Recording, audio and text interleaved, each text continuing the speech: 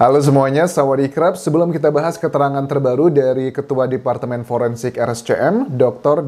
Ade Firmansyah SPF, terkait dengan data-data autopsi yang saat ini sedang menjadi perdebatan apakah akan dilakukan otopsi kedua kali ke tubuh dari Brigadir J. Oke, tapi sebelumnya aku ingatkan, please jangan lupa subscribe channel YouTube ini. Itu adalah support nyata kalian untuk aku terus mengawal kasus dari Brigadir J hingga tuntas nanti.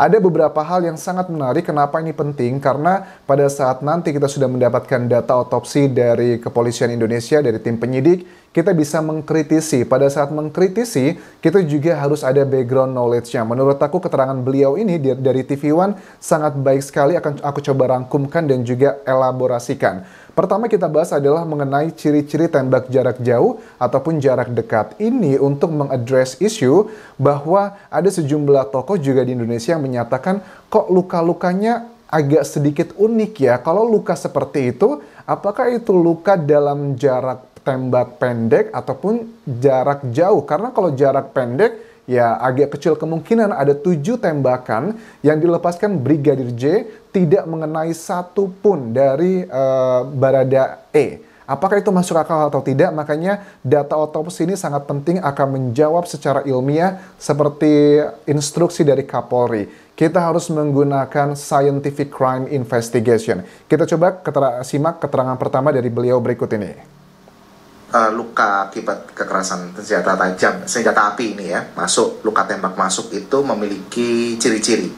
Pada jarak jauh itu dia ciri-cirinya ada lubang dan disertai klaim lecet saja. Oke. Pertama, kalau tembak jarak jauh, ciri-cirinya adalah lubang dan juga lecet saja. Pada umumnya ya, tentunya dengan kondisi berbeda, dengan tekanan, gaya, atau macam-macam faktor lainnya juga pasti akan berbeda. Tapi ini pada umumnya adalah kalau luka tembak jarak jauh itu akan berlubang dan cenderung lecet saja. Kalau untuk jarak dekat seperti apa? Nah, ketika jaraknya mulai dekat, tentunya ada komponen bubuk mesiu yang bisa keluar atau panas yang keluar yang bisa menempel di tubuh korban tersebut. Oke, jadi kalau jarak dekat bentuk lukanya tidak dijelaskan lebih detail karena mungkin itu akan sangat banyak sekali variasi, tapi ada komponen bubuk mesiu yang nempel di tubuh. Tapi juga dikatakan kadang-kadang bubuk mesiu tersebut tidak akan nempel di tubuh korban kalau itu pakai pakaian dan justru malah nempelnya di pakaian. Ini juga menjadi salah satu teka-teki teman-teman. Bagaimana dengan pakaian dari Brigadir J? Apakah sudah ditemukan? Menurut aku pasti ada, karena CCTV pun tiba-tiba juga sekarang muncul yang dikatakan awalnya adalah menghilang dari Kapolres Jakarta Selatan. Sekarang sudah dalam proses analisa dan juga penyidikan. Nah, kemudian dari Dr. Ade ini juga mengatakan begini bahwa memeriksa arah masuk anak peluru untuk melihat dia akan menembus bagian apa. Ilmu balistik ternyata diperlukan di sini, walaupun kadang tidak linear untuk ilmu balistik, karena ilmu balistik juga salah satu petunjuknya untuk mengetahui dari mana arah datangnya tembakan tersebut, dan kadang tergantung menembus anggota tubuh mana. Misalnya seperti apa? Misalnya kalau masuknya lewat dada, tapi ternyata proyektilnya itu ditemukan di dalam perut. Karena itu ada alasannya, karena berbenturan dengan anggota tubuh manusia. Tubuh korbannya. Nah, kadang-kadang hal ini juga menjadi sulit ketika ada pakaian, sehingga bubuk mesiu atau panas yang dikeluarkan dari senjata api itu akan menempel di pakaian, sehingga di lukanya sendiri itu tidak tertempel, tidak ada ciri-ciri adanya klaim tato dan klaim api.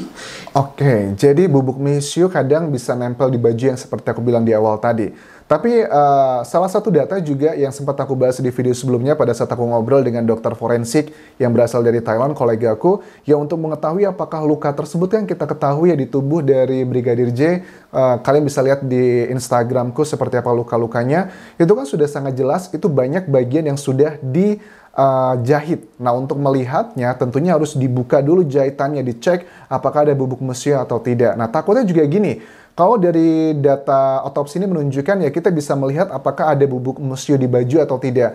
Ada dugaan nih, takutnya masyarakat juga menilai jangan-jangan memang nanti seandainya nih baju dari Brigadir J ditemukan bubuk mesiu, ada nggak kemungkinan bahwa itu ada dugaan dimanipulasi, ada dugaan nih oknum yang menyiramkan bubuk mesiu di baju tersebut. Apakah itu mungkin untuk memanipulasi data otopsi? Ya, ada juga kemungkinannya, tapi kan juga dari ilmu balistik ini juga kita bisa menganalisa kan ya, dari kategori tembakannya, kemudian juga melihat proyektilnya, apakah ini sama atau tidak? Apakah hanya ada indikasi bagaimana secara ilmiah untuk menentukan, untuk membedakan jika seandainya memang ditemukan adalah bubuk mesiu di baju dari Brigadir J, mana yang merupakan hasil karena alami natural, ataukah karena ya dugaannya tadi itu ada manipulasi. Bisa nggak membedakan hal tersebut? Ini juga akan menjadi salah satu pertanyaan nanti di pengadilan pada saat ini dijadikan sebagai alat bukti. Ya bisa aja mungkin tim kuasa hukum dari Brigadir J mengatakan, wah jangan-jangan ini ada manipulasi. Apa nih? Ini pertanyaan yang harus dijawab dari dokter forensik untuk menjelaskan ke yang mulia. Nah, kemudian juga dari kuasa hukum mengatakan tentang pergeseran rahang. Pergeseran rahang di sini kalau kita secara masyarakat umum melihat, wah ini kayaknya terjadi kekerasan, ini berantem dan sebagainya. Tapi kalian masih ingat di video sebelumnya aku juga bahas apakah mungkin pergeseran rahang tersebut karena terjadi waktu saling aksi tembak gitu. Kemudian Brigadir J jatuh menghantam benda tumpul, makanya bergeser. Itu juga ada kemungkinan, tetapi tentunya ada beberapa data-data yang sifatnya ilmiah dan hakim nanti akan melihat ini make sense atau tidak. Kalau dari Dr. Ade di sini mengatakan tentang pergeseran rahang, beliau merespon seperti ini di TV One. Luka terjadi sebelum atau setelah kematian. Luka terjadi sebelum kematian itu ada perdarahan di bawah luka tersebut dan sel-sel darah putih yang berkumpul. Sementara luka setelah kematian biasanya terjadi di kasus mutilasi. Jadi dari sini kita bisa membedakan sebenarnya apakah luka yang dimanapun lah termasuk pergeseran rahang tersebut, apakah terjadi setelah kematian atau sebelum kematian. Tapi yang menjadi masalah adalah kalau pergeseran rahang seperti aku ceritakan skenario-nya seperti di awal tadi bahwa bisa aja pada saat ditembak Brigadir J jatuh kemudian menghantam sesuatu hal. Itu kan lukanya jatuhnya bersamaan dengan detik-detik waktu kematian. Apakah itu dimasukkan kategori luka sebelum kematian ataukah setelah kematian? Kalau itu dikategorikan luka sebelum kematian, pasti harus ada kronologinya kalau jatuh seperti apa. Apakah mungkin kalau cuma jatuh ngejeduk gitu langsung rahangnya bergeser semua? Nah itu juga pasti akan dilakukan rekonstruksi yang walaupun kalau untuk bagian itu menurut aku masuk dalam data sekunder ya. Kalau data primer ya masalah DNA balistik juga termasuk data primer bisa asalkan dengan hal-hal atau petunjuk yang sangat kuat. Nah, kemudian reaksi dari foto-foto yang tersebar pada saat Dr. Ade ditanyakan untuk melihat misalnya dari pengacara atau tim kuasa hukum mengatakan ada sayatan di belakang kuping Brigadir J. Terus juga kita lihat, kalau kalian lihat di foto-foto di Instagramku, itu kan ada luka biru ya memar di bawah Brigadir J, terus di hidung, di bibir bawah, di dagu, yang bagian atas kita ngomong, terus belakang kuping, terus juga di mana lagi ya? Ya itu sih intinya kurang lebih seperti itu. Nah, pada saat dilihat seperti itu, Dr. Ade responnya adalah begini. Saya tidak akan komentari foto itu. Karena yang sahih adalah foto yang diambil sebelum dilakukan otopsi. Oke, ini adalah bagian yang menurut aku juga penting. Walaupun kita mengkritisi, kita juga harus membedakan mana luka yang terjadi karena otopsi, mana luka yang terjadi memang sebelum kematian. Jadi, aku melihat pada saat kalian juga sudah lihat ya, ada video yang menunjukkan di mana bagian tengah Brigadir J itu kan ada bekas jahitan panjang sekali dan memang itu diakui dari Dr. Ade pada saat dilakukan otopsi memang membuka rongga tubuh dan kadang kami juga membuka dengan sayatan di bagian lain, tetapi itu bukan luka yang kita laporkan, hanya bagian dari prosedur. Ini juga penting karena di Indonesia kan ini sebagai, aku juga masyarakat awam begitu, tapi kita pada saat mengkritisi kita melihat mana yang akibat dari otopsinya, mana yang akibat dari memang sebelum kematian. Karena nanti ini pasti akan menjadi perdebatan pada saat tim penyidik mengeluarkan data otopsi yang pertama. Sesaat lagi kita akan lihat seperti apa. Itu pasti masyarakat akan membandingkan, loh, kok yang luka ini nggak dibahas? Misalnya luka yang di tengah-tengah itu, yang gede, panjang, lebar itu. Ya, sudah dijelaskan di sini. Itu adalah luka karena otopsinya, bukan karena sebelum kematian. Kemudian, beliau juga mengatakan begini, pembuktian yang memiliki akurasi terbaik adalah otopsi yang pertama karena faktor alam. Ini aku setuju, alasannya karena memang terjadi pembusukan atau luka-luka yang terjadi sebelum kematian pada saat sudah dilakukan otopsi pertama, kemudian ditambah dengan pembusukan, waktu sudah berminggu-minggu, itu pasti akan mengalami perubahan dibandingkan originalnya, yang ini akan membuat tim otopsi kedua akan mengalami kesulitan. Aku masih ingat banget waktu kasus Teng Monida di Thailand ya, itu kan juga sama dilakukan otopsi kedua. Banyak masyarakat di sini yang protes, demonstrasi, mereka meminta dilakukan otopsi kedua dengan nama-nama dokter forensik yang non-kepolisian dan dinilai adalah cukup kredibel.